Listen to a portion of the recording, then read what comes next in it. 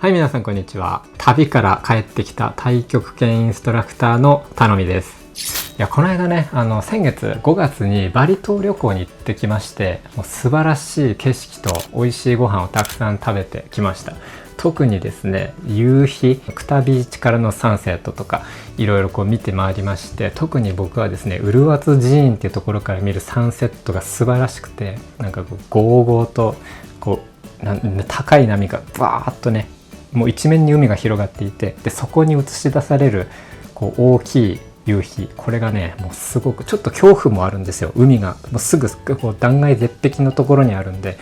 そういうのも相まってなんか素晴らしいなと思いました。で、太極拳教室でもみんなに自慢したんですよ。バリで太極拳やってきましたって言ったら、私も行ったよみたいな、なんかもう4人5人ぐらいいて、しかもなんかそのうちの1人はバリで太極拳やったよって言ってて、負けてられないなと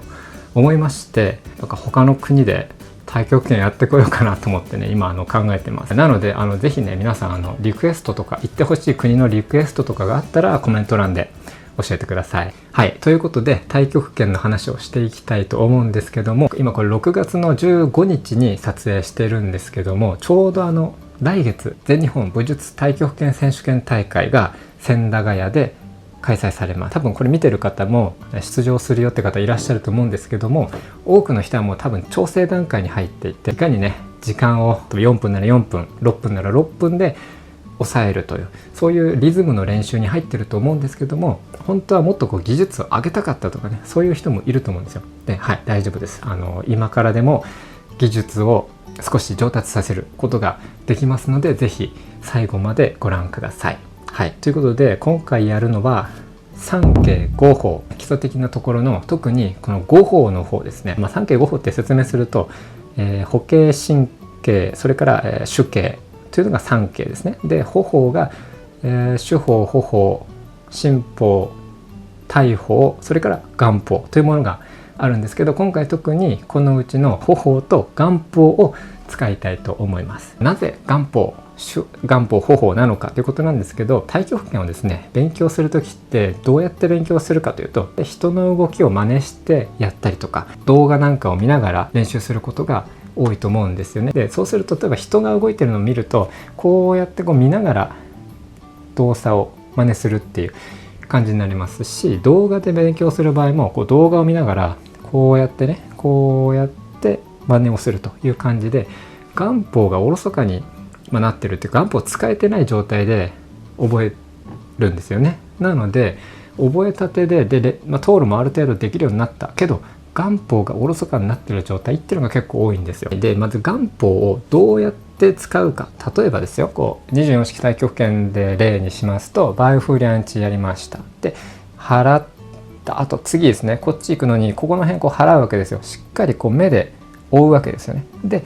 この後右手の方向を見るというふうにしっかり見るっていうのが眼法になるんですけども、結構ね、例えば見るっていうと払う場所を見てしまう人っていうのは結構多いです。例えば見るときにこういう目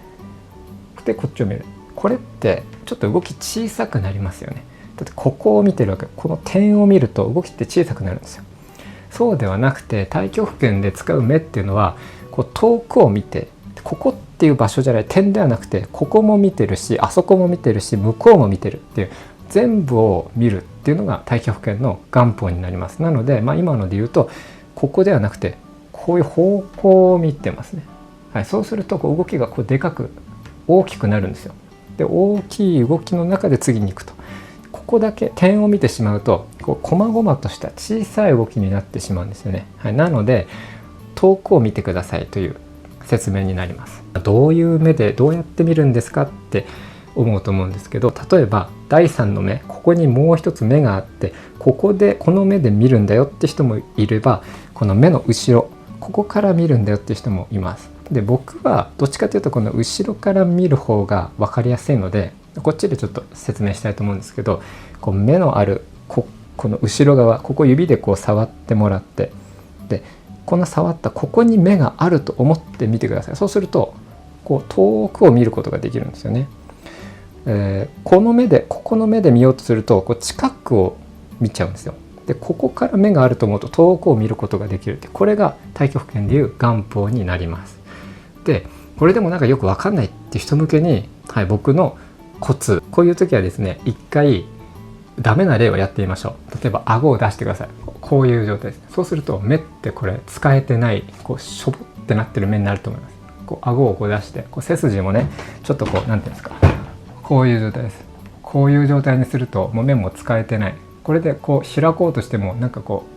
なんですか、ちょっと眠たい感じになっちゃって使えてないと思うんですよ。でここから顎を引いて背筋を伸ばします。こうですね。そうすると目がカッとなるんですよ。この状態が眼法にちゃんと使えてる目っていう状態になります。なので一回わざとこうやって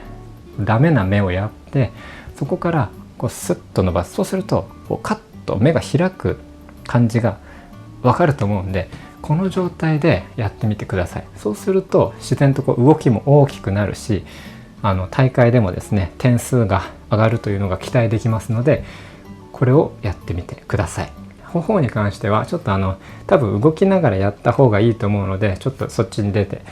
説明したいと思います。はい、それじゃあね、今度頬について紹介したいと思うんですけども、頬っていうのはですね、歩く時に結構シャンブーとかあるじゃないですか。シャンブーをしますとか、こういうのをね全部ひっくるめて頬って言うんですけども、今回ね強調したい部分っていうのが太極拳論に書いてあることなんですけど、天秤のごとく立つということと、それから車輪のごとく動くという、この2つ、2つというか1つのことわざみたいになってるんですけど、これをねちょっと紹介したいと思います。で天秤のごとく立つ、これは大丈夫ですよね。例えばバランスを持ってくださいということです。CC である時の返りブーした時に、例えば右足に寄ってるとかね、それから左足に寄ってるとか、それから例えばチーシをやりました、のけぞってるとかね、こういう状態は良くないですよと。ちゃんと真ん中の中心軸というのを守ってくださいっていうのが天秤のごとく立つということです。そして車輪のごとく動くということなんですけど、車輪がついてる車っていうかね、車輪ってこう動きますよね。上下に動いたりしないってことです。例えば、イエマンフェンゾンで歩く時、こうやります。後ろにせっかくこの位置っていうのを決めてあるのに、乗った時に、これは上に浮いちゃってますよね。でまた足を出す時にこうやったりとかってやると、上下の動きが入ってしまうんで、これは車輪のごとくには反してるわけですよ。なので、車輪のごとくちゃんとね、この高さって決まってるんであれば、この高さのまま次に行きましょうということが、この車輪のごとく動くということになります。で僕が今回特にその大会に向けて、やっていただきたいのが、この車輪のごとく動くというところで、特に力を途絶えないというところを気をつけてもらいたいです。例えば、イエマンフェンゾン決まりました。で次に行く時に前の手意識がなくなってしまう。で次にここでまた意識を取り戻すみたいな、そのつなぎ目にもきちんとエネルギーを通してくださいというのが今回強調したいポイントの一つです。一つというかポイントです。分かりやすいように僕なりのねいつものコツということになるんですけども、あるものを用意しましたので、それをやってみましょう。はい、ということでこちら小道具を用意しました。これですね、例えばこういうの振り子ってありますよね。振り子って、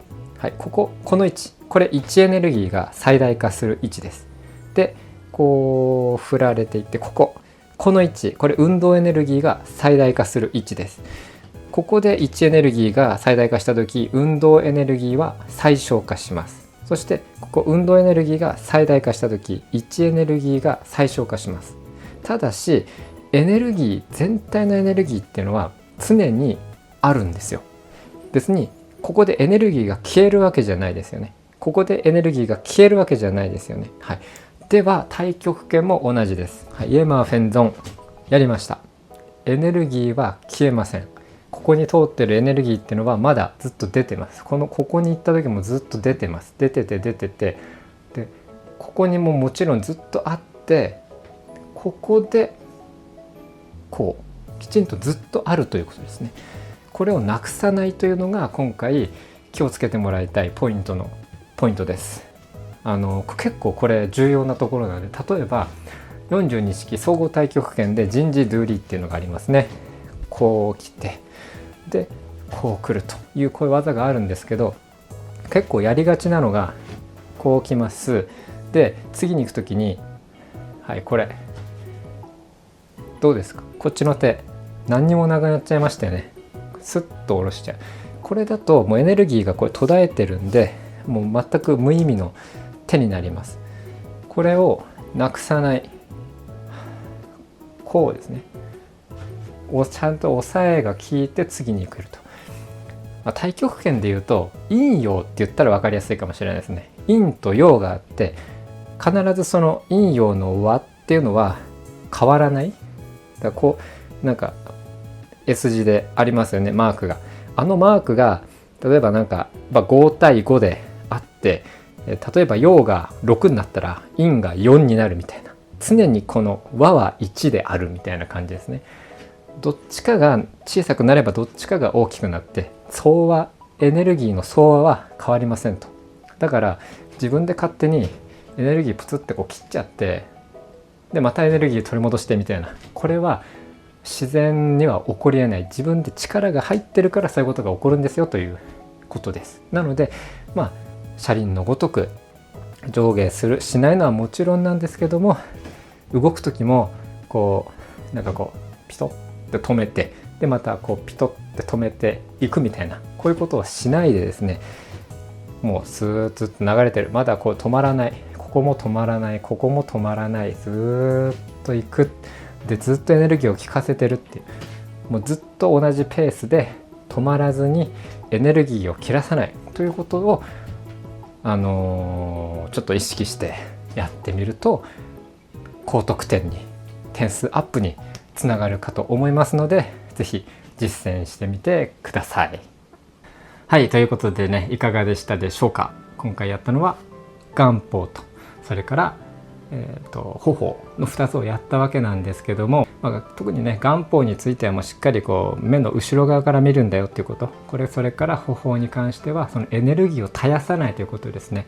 振り子の関係のように常にエネルギーというものは発生しているので、ただそれが陰と陽で切り替わってるっていうだけになりますのでね、その辺こうなんか緩めた時に緩むっていうのがね、こう勘違いしてこう力を抜いちゃったら、これはダメなんですよということですね。そうやりました。はい。で結構ね太極拳をね教えるのって難しくて、何が難しいかというとですね、例えばその太極拳上達させるために必要なものは何ですかと言ったら、もう緩みっていう一点に尽きてしまうんですよ。なんで太極拳上手くなりたいんだったら、じゃあ単刀向やってくださいという話になってしまって、もうそれ以外のものはちょっとこうノイズになるというか、あんまりね、逆にそのやってる人を混乱させてしまったりもするので、そういったリスクもあるので、なかなかねこういうコツがありますよとかっていうのもね、ちょっと言いづらいところではあるんですけど、ただやっぱりね、とは言っても、じゃあ僕と一緒に1時間単刀向やりましょうって言ってね、一緒にやってくれる人多分いらっしゃらないので、僕は結構そのコツとしてこうやってお伝えすることが多いんですけども、こういう考え方もこうやることもあるんだなぐらいで考えてやってもらえればなと思います。ということで、この動画面白かった、ためになった、もしくは僕を応援してくれる人はチャンネル登録と高評価ボタン、それからコメント、絵文字一つでもいただけたら嬉しいです。それではまた次回の動画でお会いしましょう。バイバイ。